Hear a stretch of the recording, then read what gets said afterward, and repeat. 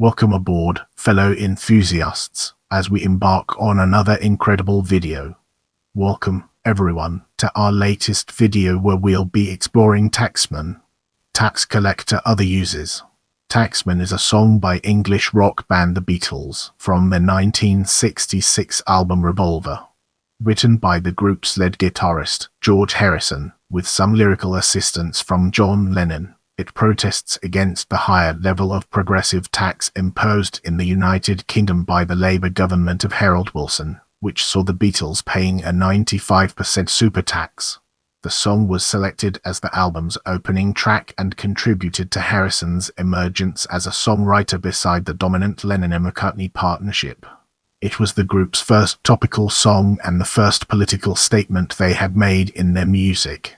The Beatles began recording Taxman in April 1966, a month after Wilson's landslide win in the 1966 general election. Coinciding with the song's creation, Harrison learned that the band members' tax obligations were likely to lead to their bankruptcy, and he was outspoken in his opposition to the government using their income to help fund the manufacture of military weapons. Drawing on as Sulab musical influences, the song portrays the taxman as relentless in his pursuit of revenue, and mentions by name Wilson and Edward Heath, the leader of the Conservative Party. The recording includes an Indian-influenced guitar solo performed by Paul McCartney. Taxman was influential in the development of British psychedelia and mod-style pop, and has been recognized as a precursor to punk rock. The Jam borrowed heavily from the song for their 1980 hit single Start.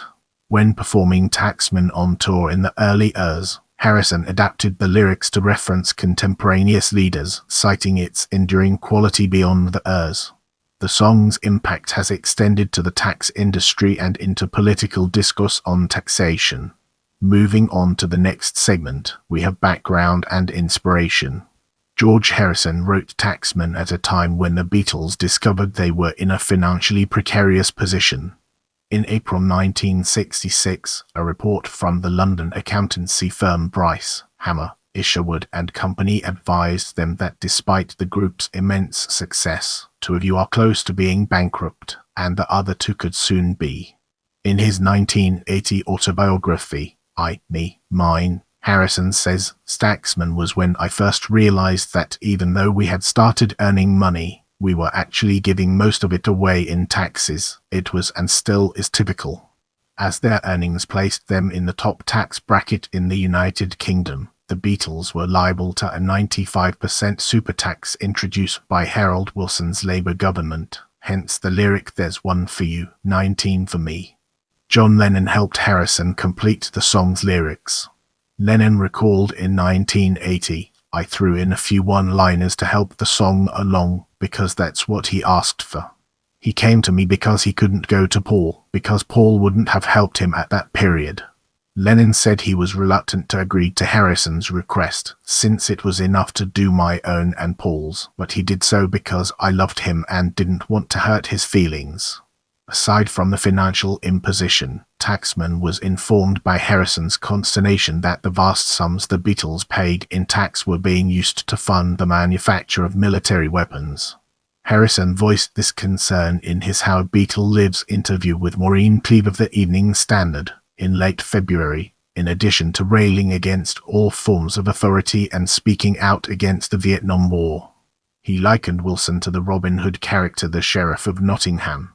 The song includes references to Mr. Wilson and Mr. Heath, the latter being Ted Heath, the leader of the Conservative Party. In June 1965, during his first term as Prime Minister, Wilson had nominated the four Beatles as members of the Order of the British Empire, an unprecedented award for pop musicians. Them's recognized the group's sizable contribution to the national economy, as their international breakthrough in 1964 created an export market for British pop for the first time. The band's international success also benefited the country's tourism and fashion industries, and entertainment generally. The surge in export revenue extended to film and other commercial artistic pursuits, and by early 1966, recognition of London as the swinging city of international culture. According to author Ian MacDonald in his discussion of Taxman, the substantial tax the Beatles paid to Britain's treasury was the price they paid for them's. Get ready for an enlightening exploration as we dig into recording and understand its role in the broader context. The Beatles had hoped to record their Revolver album in a more modern facility than EMI's London studios at Abbey Road and were especially impressed with the sound on records created at Stax Studio in Memphis. Brian Epstein, the band's manager, investigated the possibility of recording at Stax, but the idea was abandoned after locals began descending on the Stax building, as were alternative plans to use either Atlantic Studios in New York or Motown's Hitsville, United States of America facility in Detroit. McCartney later said that only Taxman and his own soul-inspired "Got to Get You Into My Life" might have sounded better recorded in an American studio, but otherwise, the Beatles found a new British sound almost by accident on Revolver. The Beatles began recording Taxman on 20 April. But the results were left unused. 10 new takes were taped on 21 April, the 4 tracks being filled with Ringo Starr's drums and McCartney's bass and Harrison's distorted rhythm guitar, followed by overdubs of McCartney's lead guitar, Harrison's lead vocal, and Lennon and McCartney's backing vocals. Beatles biographer Robert Rodriguez writes that although EMI engineer Jeff Emmerich provided a withering account of Harrison's initial efforts to work out a solo, this was more reflective of Emmerich's personality and is not borne out in McCartney and Harrison's recollections. McCartney said that he was discussing his idea for the solo with Harrison, and Harrison invited him to play it on the recording. Harrison said he was happy to have the song recorded for Revolver and was not fussed about who played the guitar solo. He added, "I was pleased to have him play that bit on Taxman. If you notice, he did like a little Indian bit on it for me." The chanted names of Wilson and Heath replaced too rapidly some refrains of "Anybody Got a Bit of Money?" Heard in take 11 of the song. The intro spoken 1, 2, 3, 4 was added during an overdubbing and mixing session on 16 May. The song's ending was created on 21 June. This consisted of the section containing the guitar solo being spliced onto the end of the recording, replacing a formal ending after Harrison's final vocal line, and continuing into a fade-out. Let's now shift our focus to composition and explore the ways in which it shapes our perspective. The song is in the key of D major and in time. The recording begins before the actual song with coughing and counting pointedly cut short, as the real count being heard in the background. The counting is delivered by Harrison in a grim, miserly voice, according to Beatles biographer Jonathan Gould, and contrasts with a traditional count in before a live performance. Gould sees subtle self-mockery in this gesture, since it reflects how, in the space of 3 years, the Beatles' focus had moved from the dance floor to the counting house. Author Steve Turner describes Taxman as a smart little pop art song due to the references to Wilson and Heath and its drawing musical inspiration from Neil Hefti's Batman theme from the 1966 television series Batman.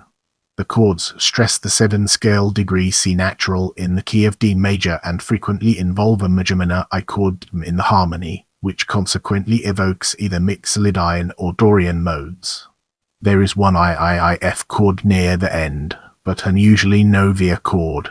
According to musicologist Dominic Pedler, the composition is also notable for its use of both a fifth voicing of the dominant 7th sharp 9th chord to embellish the tonic chord at the end of each two-line verse at 12:12 and 12:19, and a 6th form to create a complementary jarring dissonance with the lyrics in the subdominant 4G chord to add at 1:29 after the solo encores "I'm the Taxman, yeah I'm the Taxman."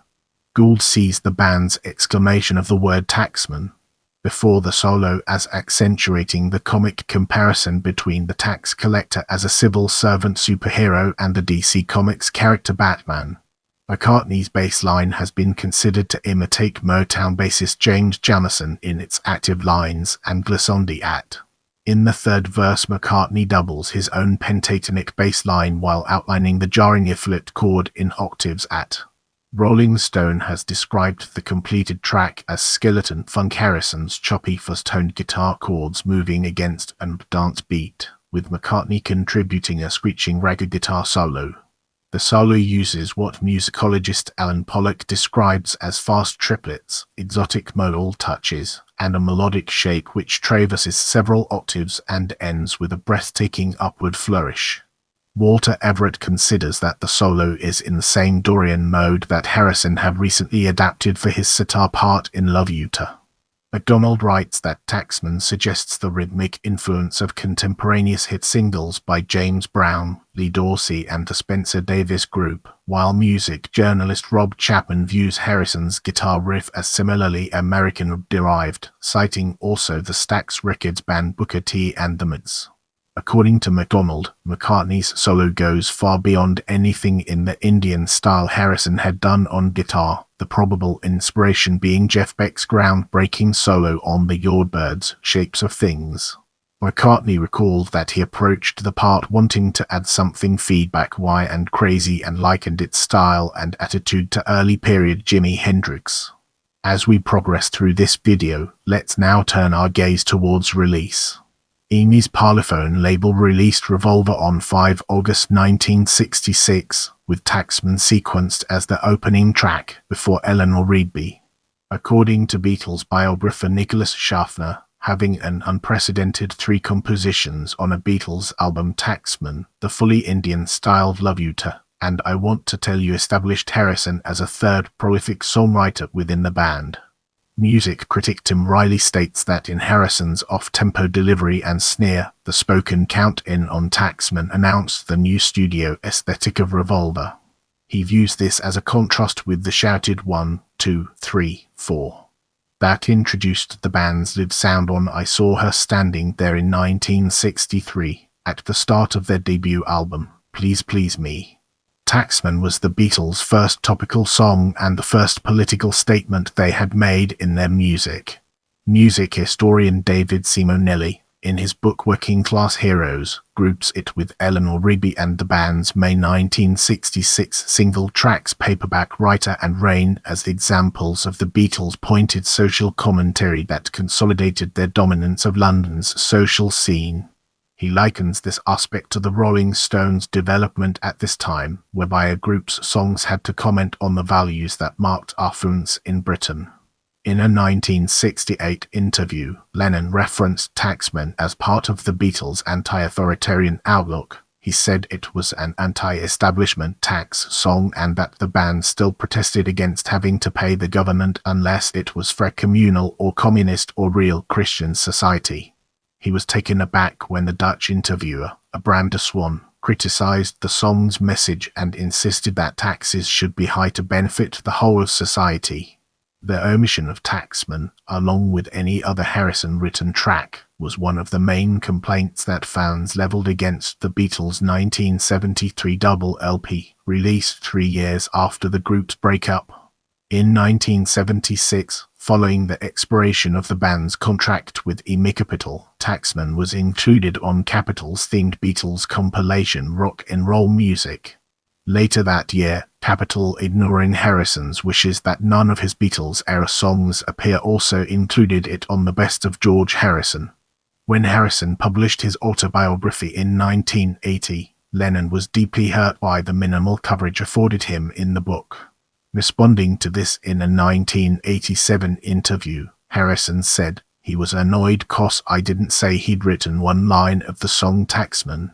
But I also didn't say how I wrote 2 lines of Come Together or 3 lines of Eleanor Rigby. You know, I wasn't getting into any of that." Let's zoom in on critical reception and understand its implications. Writing in The Village Voice, Richard Goldstein described Revolver as revolutionary and the Beatles' great leap forward, and highlighted Taxman as the album's example of political cheek, in which George enumerates Britain's current economic woes. He added that by naming both Wilson and Heath as the villains, the Beatles lay it right on the non-partisan line. In their joint album review in Record Mirror, Richard Green characterized the track as big beat rock and roll, adding, "I liked it. Good idea," while Peter Jones found it a bit repetitive but loved the wild, strident guitar midway. KRLA Beats reviewer said it was one of the best and most commercial George Harrison compositions for some time, adding, "It is also one of the best, most concise satirical comments on British society and the current tax situation, not to mention our own. To come along from anyone for some time." Paul Williams of Crawdaddy found it succeeded as a humorous song unlike Yellow Submarine, but that the Indian-style instrumental break was out of place unlike on Love You To. He said that lines such as "Ha ha, Mr. Wilson" were delightful and dubbed the song "Batman Goes Protest." Ian MacDonald writes that, while Harrison was rightly praised for his composition, Taxman benefited from the whole group's creativity. He highlights McCartney's bass part as remarkable and his guitar solo as outstanding. Alex Petridis of The Guardian considers it faintly mind-boggling that the Beatles departed from their usual approach to album tracks by issuing Yellow Submarine as a single from Revolver, saying that Taxman was one of the songs that would have been more worthy. Taxman was ranked 48th in Mojo's list of the 101 greatest Beatles songs, compiled in 2006 by a panel of critics and musicians. In his commentary for the magazine, singer Joe Brown cited the track as a brilliant example of how, just as Harrison's guitar playing was often crucial in Lennon and McCartney compositions, he was never selfish in his musicianship but was instead motivated to get the best for the song each time. Brown added, "Everyone chipping in with guitar parts and harmonies, there's no fat at all on it. And very funny." On a similar list compiled by Rolling Stone in 2010, the song appeared at number 55, where the editors described it as a crucial link between the guitar-driven clang of the Beatles' sound and the emerging splendor of the group's experiments in psychedelia. In 2018, the music staff of Time Out London ranked Taxman at number 7 on their list of the best Beatles songs. In 2015, the editors of Guitar World ranked Taxman at number 3 in their list of the Beatles' 50 greatest guitar moments. They praised the solo as a stunningly sophisticated creation, drawn from an Indian-derived Dorian mode and featuring descending pull-offs that recall Jeff Beck's work on the Yardbirds' Shapes of Things, and said that while McCartney had played lead guitar on some previous Beatles tracks, Taxman was when he into his own as a guitarist. In 2001, when chose Revolver as its all-time greatest rock and roll album, Taxman was among the 4 tracks, along with Eleanor Rigby, Tomorrow Never Knows and Yellow Submarine, cited by Bill Flanagan to support the contention that if pop music were destroyed tomorrow, we could recreate it from this album alone. Get ready for a thought-provoking discussion as we delve into legacy and its impact on our understanding. In his book Psychedelia and Other Colors, Rob Chapman highlights Taxman as an example of the Beatles' widespread influence on rock music's developments during the years. He says that Harrison's guitar riff runs like an unbroken thread through the development of English psychedelia and is also present as a trace element in many a mod pop mutation. Writing in Rolling Stone's Harrison commemorative book in January 2002, Michael Gilmore recognized his incorporation of dissonance in the melody to Taxman and I Want to Tell You as having been revolutionary in popular music in 1966. Gilmore considered this quality to be perhaps more originally creative than the avant-garde styling that Lennon and McCartney took from Karlheinz Stockhausen, Luciano Berio, Edgar Vaz and Igor Stravinsky and brought to the Beatles' work over the same period. Revolver has been recognized as having inspired new subgenres of music, anticipating punk rock in the case of Taxman. During the 1996 U.S. presidential election, publicity for Republican candidate Bob Dole stated that he would be using a tape of Taxman in his campaign rallies. This was in response to his Democratic opponent, Bill Clinton, adopting a personal anecdote from his past as a student in England, detailing how he defended Starr in a Liverpool pub brawl, as part of his campaign rhetoric. In early 2002, according to musicologist Russell Rising, one of the largest preparation companies in the United States used a version of Taxman in their television commercials. In 2006, Virginia's state senator and future Republican gubernatorial candidate Ken Cuccinelli introduced an amendment to make Taxman the state song of Virginia, stating that taxes were an important part of Virginia history. He gave the example of Patrick Henry's strong opposition to British taxation during the American Revolution. The measure did not pass. Quartz reporter Anna Modin describes Taxman as the mother of all tax protest songs amid a wealth of creative works that convey the misery of taxes. A 2019 article in Tax Journal stated that the Beatles' legacy endures in the world of tax through the song, which had become the karaoke favorite of Her Majesty's Revenue and Customs, and through the Beatles' clause, a targeted anti-avoidance rule aimed at preventing entertainers from converting highly taxed income to lower tax capital receipts. While debating the merits of reintroducing supertax in the UK, the writers warned against a return to the level imposed by Wilson, which they said, in support of Harrison's contention, wasn't a fair progressive system. It was outright theft. Cultural commentator Christopher Bray finds Taxman highly amusing and describes Harrison as one of the 60s greatest poets of cybernetic hedonism. However, he cites the song, along with the Kinks' Sunny Afternoon, as reflective of how the generation that had benefited from the implementation of post-war welfare policies and Keynesian economics in Britain were too quick to take them for granted by 1965, an approach he sees as enabling Margaret Thatcher's neoliberal revolution of the ears. On 14 October 2022, a music video for the song directed by Danny Sangra was released on the band's official YouTube channel to promote the deluxe edition of Revolver. Welcome to the next segment, where we explore other versions, tributes, and parodies and its significance in our journey. The Beatles chose not to perform any of the songs from Revolver in concert, and Harrison first played Taxman Live on his 1991 Japanese tour with Eric Clapton. He took to introducing it as a very old song written in 1873. In other comments at that time, he said its message was relevant regardless if it's the 60s, 70s, 80s, 90s, since there's always a taxman. Harrison changed much of the lyric, updating the politicians to John Major, George Bush and Boris Yeltsin, making reference to VAT, and including a new bridge that ended with the lines, "If you wipe your feet, I'll tax the mat. If you're overweight, I'll tax your fat." Taxman was covered by the garage psychedelic band The Music Machine in a version that music critic Richie Unterberger describes as pretty close to the original arrangement, while a recording by Junior Parker fully explored the song's soul traits.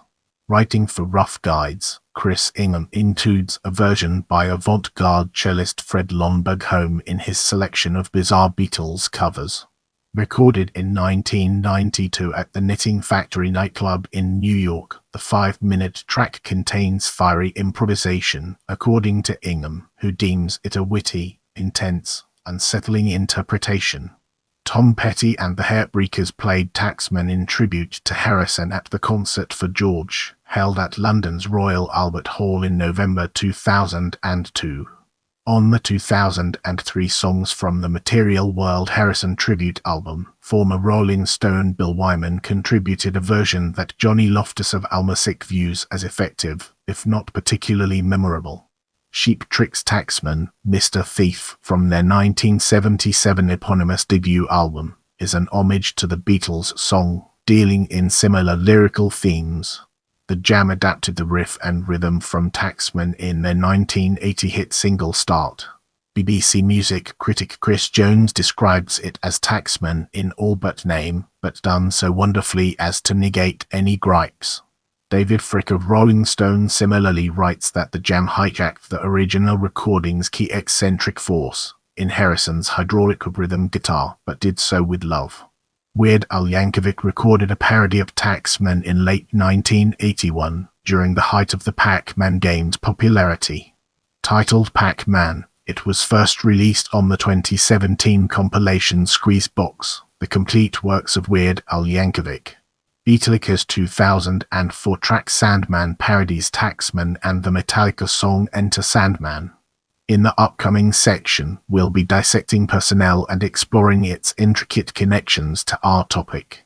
According to Ian MacDonald, except were noted George Harrison lead vocals, lead guitar John Lennon backing vocals, rhythm guitar Paul McCartney backing vocals, bass guitar, lead guitar solo Ringo Starr drums, cowbell, tambourine. I'm here to provide you with the best information, so let me know what else you'd like to learn about.